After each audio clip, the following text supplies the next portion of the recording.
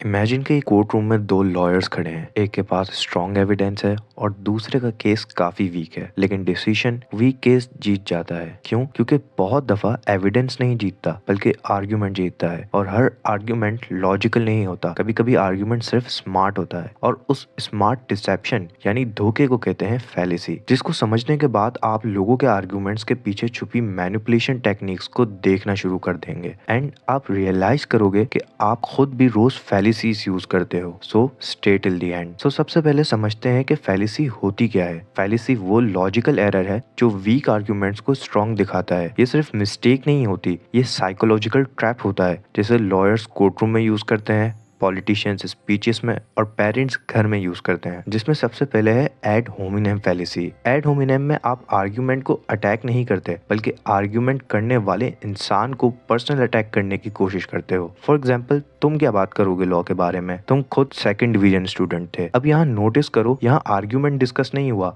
बल्कि character attack हुआ। Courtroom में भी लॉयर्स इसे बहुत शार्पली यूज करते हैं। For example, my Lord, opposing council का पास्ट क्वेश्चनेबल है। अब ये कोई एविडेंस नहीं, ये एक डिस्ट्रैक्शन है। एड होमिनेम का पावर ये है कि ये ऑडियंस के इमोशंस को एक्टिवेट करता है। लोग सोचते नहीं, लोग रिएक्ट करते हैं। And master tip to tackle ad hominem is कि जब भी कोई आप पे पर्सनल अटैक करे तो सीधा बोलो, please address the argument not the person, and boom, trap expose. Second number पे है हमारी स्ट्रॉ मैन फैलेसी, और ये काफी डेंजरस है। स्ट्रॉ मैन का मतलब आप किसी के आर्ग्यूमेंट्स को डिस्टॉर्ट यानी कि खराब कर दो और फिर उस डिस्टॉर्टेड वर्जन को अटैक करो। फॉर एग्जाम्पल, मिस्टर ए कहता है कि हमें एजुकेशन बजट इंक्रीज करना चाहिए, जिसके जवाब में मिस्टर बी कहता है कि तो आप कह रहे हो कि हम डिफेंस खत्म कर दें। अब यहाँ मैनिपुलेशन नोटिस करें, ओरिजिनल पॉइंट ट्विस्ट कर दिया गया। पॉलिटिक्स में ये रोज होता है और इसे लॉयर्स मोस्टली तब यूज करते हैं जब वो जज को कंफ्यूज करना चाहते हैं। ये सिर्फ आर्ग्यूमेंट नहीं, ये फ्रेमिंग वॉर है। अगर आप किसी डिबेट में हो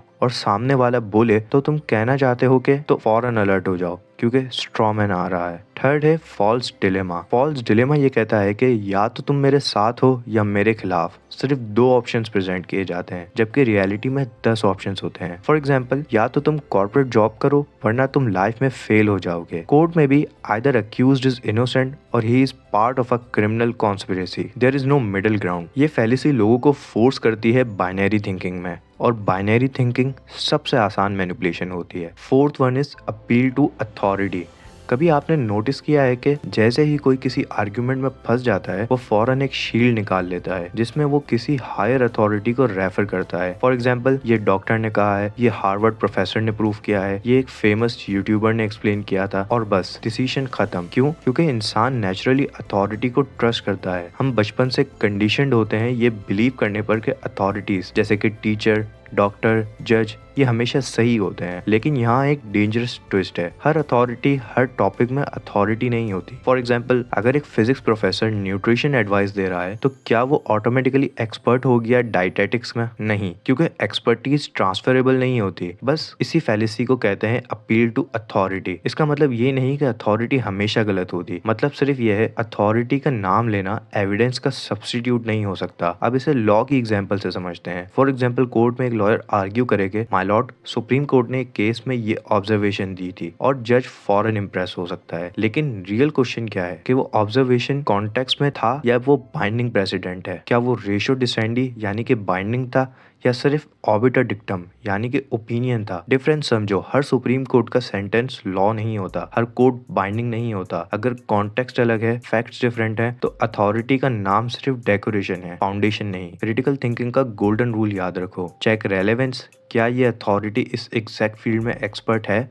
चेक एक्सपर्टीज, क्या उनका क्लेम रिसर्च बेस्ड है या फिर पर्सनल ओपिनियन है? चेक कॉन्टेक्स्ट, क्या स्टेटमेंट पूरे कॉन्टेक्स्ट में कोटेड है या सेलेक्टिवली यूज किया गया है? अथॉरिटी को रिस्पेक्ट करो लेकिन ब्लाइंडली सरेंडर मत करो। सच कभी सिर्फ नाम से प्रूव नहीं होता, सच एविडेंस से प्रूव होता है। और जब आप ये समझ जाते हो तो आप डिबेट में सिर्फ इम्प्रेस नहीं होते, आप एनालाइज करते हो, और एनालिसिस ही रियल पावर है। अब आते हैं एक ऐसी फैलेसी पे जिसे लोग सबसे ज्यादा इमोशंस के साथ यूज करते हैं, that is slippery slope. Simple language में ये फ्यूचर का हॉरर ट्रेलर होता है। फॉर एग्जाम्पल, अगर ये अलाउ कर दिया तो फिर ये होगा, फिर कंट्रोल खत्म हो जाएगा और फिर सिस्टम कोलैप्स हो जाएगा। नोटिस करो, प्रेजेंट से डायरेक्ट जंप फ्यूचर के डिजास्टर तक। ये लॉजिकल चेन नहीं होती, ये इमोशनल डोमिनो इफेक्ट होता है। इसे एक प्रैक्टिकल एग्जांपल से समझते हैं। अगर स्टूडेंट्स को स्कूल में फोन अलाउ कर दिया तो फिर वो क्लास में गेम्स खेलेंगे, फिर पढ़ाई इग्नोर होगी, फिर डिसिप्लिन खत्म हो जाएगा। नाउ द क्वेश्चन इज, क्या ये ऑटोमेटिकली होगा या ये सिर्फ अजम्पशन है? क्या बीच में रूल्स नहीं बन सकते, मॉनिटरिंग नहीं हो सकती, लिमिटेड यूसेज पॉलिसी नहीं हो सकती? स्लिपरी स्लोप की खास बात ही यह है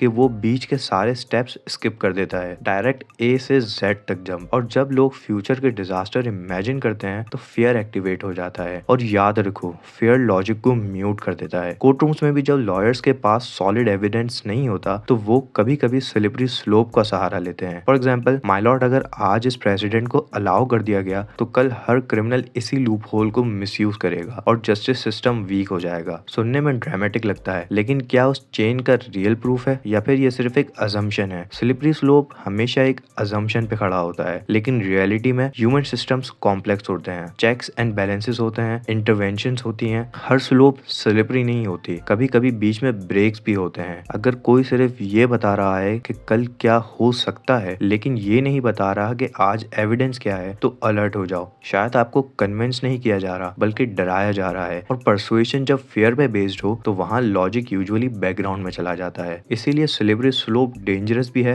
और पावरफुल भी। The next one is bandwagon fallacy. कभी आपने नोटिस किया कि जैसे ही किसी आर्ग्यूमेंट में प्रेशर क्रिएट होने लगता है, एक सेंटेंस जरूर आता है, सब लोग ये कर रहे हैं, पब्लिक ओपिनियन ये है, या फिर ट्रेंड यही चल रहा है। और फिर एक इनविजिबल प्रेशर फील होता है, जैसे अगर आप एग्री नहीं करते तो आप आउट हो, आप अलग हो या फिर बैकवर्ड हो। इसे कहते हैं बैंडवैगन फैलेसी। सिंपल लैंग्वेज में लोग ज्यादा हैं इसीलिए वो सही है, लेकिन एक सेकंड रुककर सोचो, ट्रुथ वोटिंग से डिसाइड नहीं होता। अगर 10 लोग एक झूठ को रिपीट करें तो वो झूठ सच नहीं बन जाता। बैंडवैगन की साइकोलॉजी सिंपल है। इंसान सोशल क्रिएचर है, हमें बिलोंगिंग चाहिए होती है, हमें ग्रुप का हिस्सा बनना होता है। अगर 100 लोग एक डायरेक्शन में दौड़ रहे हैं तो हम अज्यूम करते हैं कि शायद वो सही डायरेक्शन है। इसको हर्ड मेंटेलिटी कहते हैं। अब इसे कोर्ट रूम के एंगल से समझते हैं। हाई प्रोफाइल केसेस में मीडिया नैरेटिव स्ट्रांग होता है, पब्लिक आउटरीच होती है, हैशटैग्स ट्रेंड करते हैं, लेकिन जज का काम क्या है? लॉ फॉलो करना, एविडेंस इवेल्युएट करना, ना कि क्राउड को प्लीज करना। अगर जस्टिस मेजॉरिटी ओपिनियन से डिसाइड होती तो फिर कोर्ट रूम्स की जरूरत ही क्या थी? बैंडवैगन का रियल डेंजर ये है कि ये आपको इंडिपेंडेंटली सोचने से रोक देता है। आप एविडेंस इवेल्युएट नहीं करते, आप सिर्फ नंबर्स देखते हो, और नंबर्स हमेशा ट्रुथ का इंडिकेटर नहीं होते। हिस्ट्री देखो, कभी मेजॉरिटी ने गलत लोगों को सपोर्ट किया, कभी मेजॉरिटी ने इनजस्टिसेस को नॉर्मल समझा, कभी मेजॉरिटी ने साइलेंस चूज किया। मेजॉरिटी कंफर्टेबल हो सकती है, लेकिन कंफर्टेबल हमेशा करेक्ट नहीं होता। पॉपुलर होना और सही होना दो अलग चीजें हैं। जब भी कोई आर्ग्यूमेंट सिर्फ इस बेस पे खड़ा हो कि सब कर रहे हैं, तो आपका अगला सवाल सिंपल होना चाहिए, एविडेंस क्या है? अब एक इम्पॉर्टेंट क्वेश्चन कि क्या लॉयर्स इंटेंशनली फैलेसीज यूज करते हैं? And the answer is yes, but strategically. But there is a difference in ethical advocacy and manipulation. एक स्किल्ड लॉयर फैलेसी को दो तरह से यूज करता है, ओपोनेंट की फैलेसी एक्सपोज करने के लिए या फिर नैरेटिव फ्रेमिंग के लिए, बिना जज को मिसलीड किए। अगर आप लॉयर बनना चाहते हो या फिर लॉ स्टूडेंट हो तो फैलेसीज को यूज करना नहीं, पहचानना सीखो, क्योंकि जो इंसान फैलेसी डिटेक्ट कर लेता है उसको मैनिपुलेट करना मुश्किल हो जाता है। और लॉ सिर्फ स्टैट्यूज का गेम नहीं, ये साइकोलॉजी की बैटलफील्ड है। अगर आप फैलेसीज को डिटेक्ट करने की स्किल को मास्टर करना चाहते हो तो there are only 4 steps. Step 1, हर आर्ग्यूमेंट में स्ट्रक्चर देखो। स्टेप 2, इमोशंस आइडेंटिफाई करो। स्टेप 3, बाइनरी फ्रेमिंग को चैलेंज करो। एंड स्टेप 4, एविडेंस क्या है पूछने की हैबिट बनाओ। और एक पावरफुल लाइन जो आप हर डिबेट में यूज कर सकते हो, इज दिस लॉजिकली नेसेसरी और जस्ट इमोशनली परसुएसिव? ये लाइन 90% डिबेट्स को स्लो कर देगी। और सबसे इंपॉर्टेंट बात, सबसे पावरफुल फैलेसी वो होती है जो आप खुद पे यूज करते हो, that is self justification. For example, मैं लेट इसलिए हुआ क्योंकि ट्रैफिक बहुत था। कभी कभी ट्रैफिक नहीं होता, कभी कभी डिसिप्लिन इशू होता है। हम अपने फेलियर्स को रैशनलाइज करते हैं, और जब इंसान खुद को मैनिपुलेट करना स्टार्ट करता है उसकी ग्रोथ रुक जाती है। फैलेसी सिर्फ डिबेट का टॉपिक नहीं, ये एक माइंडसेट इशू है। अगर आप इस आर्ट को समझ गए तो आप सिर्फ आर्ग्यूमेंट्स नहीं जीतोगे, आप लोगों को समझना स्टार्ट कर दोगे। So think before you agree and detect the trap.